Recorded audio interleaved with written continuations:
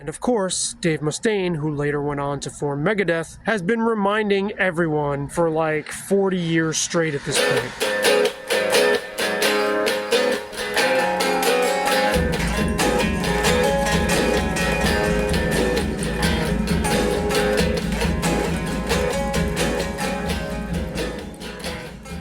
Hey, welcome to Feedback Def. I'm Sabby RK, the apostate music journalist standing in a light drizzle. If you are at all familiar with the bands Megadeth and Metallica, you will already know the story of how Dave Mustaine was fired from Metallica unceremoniously in 1983. As Anthrax guitarist, founder, and bandleader Scott Ian wrote in his autobiography, I'm the Man, when James Hetfield, Lars Ulrich, and Cliff Burton decided to fire Dave Mustaine, they carried their plan out with the precision of a military strike. And of course, Dave Mustaine, who later went on to form Megadeth, has been reminding everyone of his ouster from Metallica for like 40 years straight at this point. I have interviewed Mustaine, I think it's 3 times.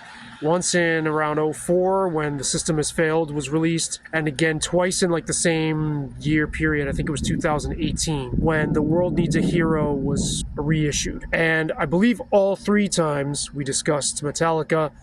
One of those times he brought it up. So this is something that has preoccupied him for a very, very, very long time. He's been very vocal about this. And I remember watching that scene in the Metallica documentary, Some Kind of Monster, where he's speaking with Lars Ulrich, and he's like, do you understand how difficult this is for me and how to always feel second place? And I remember walking out of there thinking like, what, man, this dude is desperately in need of some perspective. Like when you're at that level of success, what difference does it make if you're second place compared to someone else? I mean, again, perspective. I walked out of there feeling like this guy just does not have a handle on counting his blessings, right? And really taking stock of his achievements. You know, he's in the elite of his genre of music, which we'll get to in a moment. A genre of music that he was absolutely instrumental in starting. So I was like, wow, why does this guy whine so much about something that happened such a long time ago? Why can't he get over it? Yes, it's true that when you compare Metallica's sales figures to the next rung down of their peers, which would be Megadeth, Slayer, and Anthrax, there's no comparison. It's like a baseball team that's like 25 games up on whoever's in second place in their division, right? That's in terms of sales, though. That's not in terms of respect from the people who love this music. And if we're looking at history, Metallica only ballooned in sales after they went for a more straight-ahead rock sound. When Megadeth did the same thing, they also went platinum. I should clarify this because people are going to correct it. Master of Puppets and Justice for All had already achieved platinum and double platinum status well before the Black Album. Meanwhile, Anthrax, Megadeth, and Slayer had only gone gold by that point. So Metallica were already way ahead. They were selling 4 times as much as their peers. And they're also universally regarded by their peers as the ones who had kicked off the whole genre, right? So there's that. So they were undisputably the top dogs. I'm just saying that all 4 of those bands, in addition to some others, several others actually, meant as much to me as Metallica did. Do we measure success in terms of sales only? I don't. So I certainly would hold Metallica, Megadeth, Slayer, Anthrax. For me, they're all at the same level in my esteem. And there's people who love Megadeth more, love Metallica more. I mean, you haven't suffered. You've done all right. And I say all right in quotes. You've done extremely well if you're Dave Mustaine. So for years, I was like, man, this guy's just whiny about this. Like, never stops whining until I thought about it. He's never gotten the credit on a mass scale for essentially being the father of this style of music. Metallica are always thought of as the inventors of thrash metal. His replacement in Metallica, Kirk Hammett, has even said so in interviews. Now, Kirk Hammett confessed to me when I interviewed him in 2008 that if he had been in Exodus, he would have just said the same thing about Exodus, which is pretty funny. But by and large, Metallica are considered the Beatles of metal and certainly the forerunners, the ones who spearheaded thrash. Without Dave Mustaine, though, you don't have that sound. Scott Ian, who I mentioned before, has said this himself. He refers to Dave Mustaine as the inventor of thrash metal. If you go back and listen to the Metallica demo, No Life Till Leather, James Hetfield had only been playing guitar for 6 months at that point. You can hear the difference. Dave Mustaine's sound was already established at that point. It was very well developed. You can absolutely hear the difference if you go back and listen to No Life Till Leather. So I completely understand his gripe. It's like, yo, I'm not recognized as the person who kicked this off. You guys are.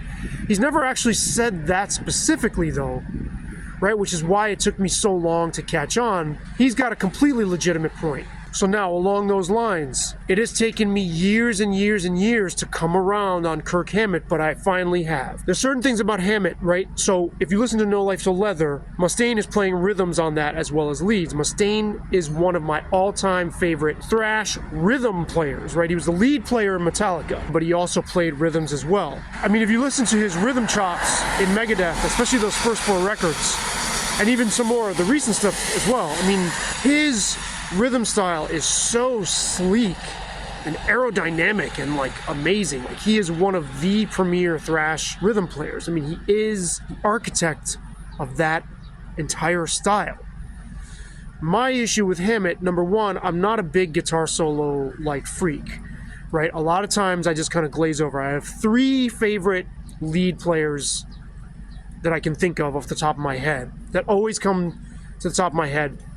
Well, actually 4, 5, 6. Now that there's a crop of lead players who always come to mind, whose solos I find very musical and very much in the song and very give the song a lift. That'd be Dean DeLeo of Stone Temple Pilots, Vernon Reid of Living Colour, Ace Frehley, Kiss. Even the solos he didn't play, I still love because they were trying to imitate his style. Jerry Cantrell of Alice in Chains. My guy, my favorite guitar player of all time, Andreas Kisser from Sepultura. And my second favorite guitar player of all time, Alex Lifeson from Rush.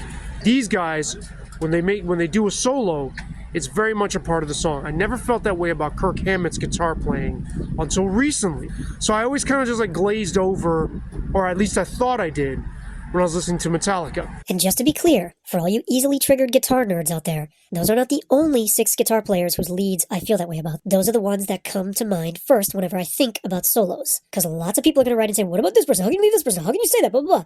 There's about 100 guitar players whose work I'm crazy about. Those are just the ones that come to mind first. But please do feel free to leave in the comments and tell me how much I suck for forgetting about your favorite guitar player whose solos you think are so much better and why I'm such an idiot for liking these people over these people and not your people. And there's a good chance I like the people you're going to comment with also. I just didn't happen to mention them here. And yes, I know the traffic in the background is annoying. It was a stupid spot to do this video. I get it. Hopefully I suck so much that you'll hit that subscribe button to hate watch my content. Thank you. Also, he doesn't play any rhythms on their classic records, which to me is like, how can you even consider yourself a part of this thing if all you're doing is coming and sprinkling these leads on there? That's not especially uncommon in thrash bands. There are thrash bands that don't do it that way. Megadeth is one where both guys would play rhythms. Testament is another one. Sepultura is another one. But for a lot of these bands like Nuclear Assault, even at times Slayer, I think, Anthrax definitely, right? Dan Spitz is another one who I love his solos. Like, he's one of my favorite lead players ever, right? And for me personally, there was never any comparison between Spitz and Hammett. I felt just kind of dry about Hammett's solos. Famously, when Kirk Hammett was brought in to Metallica very close to the recording of Kill 'Em All, John Zazula, founder of Megaforce Records, asked Hammett to play the first few bars of the solos that Mustaine had already written for those songs, which was also a gripe that Mustaine has talked about. So, in my book, the deck is sort of stacked against Kirk Hammett. For me, I just was always kind of like indifferent. Recently, that changed for me. I have really come around on his playing. I see how lyrical, I see how developed. I finally do like his wah, his use of the wah. I always found his use of the wah pedal heavy-handed for my liking. There's a real signature to his approach to soloing, to his playing, that I've really come to appreciate. And I see how he made Metallica more elegant. And when I interviewed him in 2008, I asked him about that. I was like, look, how do you feel? You see these monumental records and you're only in sections. He's like, well, as long as the music was good, I was fine just coming up with my leads. He's a lead guitar head, right? He loves solos. He's one of those types of players. A lot like the lead players that Megadeth has had, actually. You know, your Marty Friedmans, your Kiko Loureiros, right? Like those people who are really, really, really into solos. Mustaine is as well. But Mustaine always brings people into the band who are on a much higher level of proficiency than even he is. But yeah, I mean, finally it's dawned on me. And it's not even like I didn't appreciate those solos. There's multiple moments on the song Ride the Lightning, on Damage Incorporated. I mean, all throughout those classic records where I'm like, wait. I always have loved these solos and hummed them along. I just never noticed how much I appreciated them. And now I do. So, you know, look, we got two awesome bands out of this. Obviously, the fans have benefited from this split for decades at this point. You know, the other thing with Megadeth is that I always felt like, dude, you kind of won. He's been much more prolific than they have. He's put out records at like a very consistent clip where they take forever and ever and ever. I also think it's important for someone in his position to ask, well, would I want that level of success? It seems oppressive, like from the outside looking in. Metallica kind of lost their way for a while. They make decisions like this big clumsy juggernaut, whereas he's very in control of what Megadeth does. I don't know. I don't know why this guy doesn't look at it like, yeah, I won. But again, like I said, he doesn't get the credit. I do wish he had played on Kill 'Em All just so we could get that. We could have gotten that statement and then brought Kirk Hammett in for Ride the Lightning. I think that would have been more organic and we would have had much more of a true reflection on his contribution to Metallica. It's unfortunate that he and Lars Ulrich couldn't get it together to release the No Life Till Leather deluxe edition that Metallica wanted to put out. Mustaine said to me and said elsewhere in the press that Ulrich was trying to take his songwriting credit and there was no way in hell he was going to allow him to do that. I wish these people would just grow up and stop acting like children. It would be awesome to get a deluxe No Life Till Leather, but I mean, it's out there on the internet and, our ears tell us the truth, right? Like we hear what's there. It's a fantastic, especially if you haven't listened to anything earlier than the records, than the official studio recordings. It's just such a great introduction to the world for this band, and that's where you really see the blending of powers that was Mustaine with Metallica. Although Hetfield's guitar playing was not quite up to par, that's why I wish Mustaine had been on Kill 'Em All. But hey, we got what we got, and I'm grateful for that. For Feedback Def, I'm Sabby RK, the apostate music journalist. I'm curious to get your take on Dave Mustaine and Metallica. It's kind of a gift that keeps on giving in terms of a subject that, you know, he certainly never gets tired of discussing, so why should we? The heavy metal bus that they sent Dave Mustaine home on